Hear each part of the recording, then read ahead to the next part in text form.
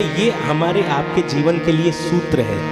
बाबा भोलेनाथ सोचते हैं, हुई है सोए जो राम रचि राखा, हुई है सोए जो राम रचि राखा, वो कर तरक बढ़ावै साखा, वो कर तरक बढ़ावै साखा, हुई है सोई जो राम रचि राखा, वही है सोई जो राम रचि राखा, वो कर तरक बढ़ावै साखा, वो कर तरक बढ़ावै साखा।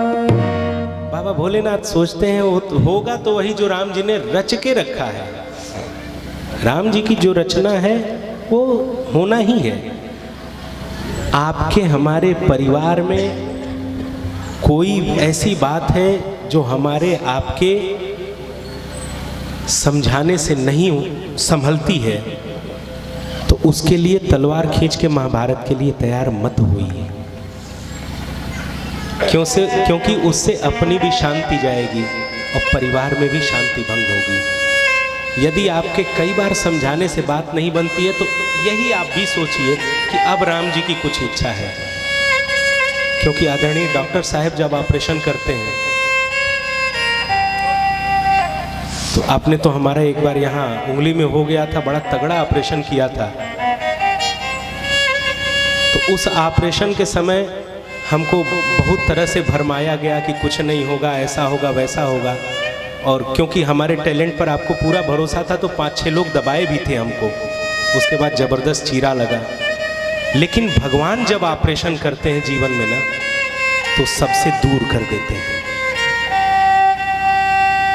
वो बड़ा ऑपरेशन थिएटर है। जब मति भ्रष्ट होती है तब भगवान कहते हैं अब इसके ऑपरेशन की आवश्यकता है।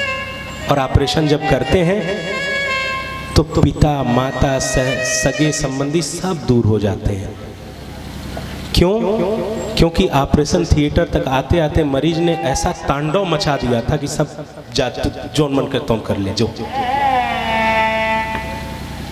और वो ऑपरेशन के बाद तो फिर बुद्धि ठिकाने आ जाती है। जो समाज में आप बुजुर्ग लोग बैठे, आप लोग देखे होंगे, बचपन में जो सबसे बड़ा बदमाश रहा होगा, बुढ़ापा तक आते आते सबसे बड़ा संत हो जाता है।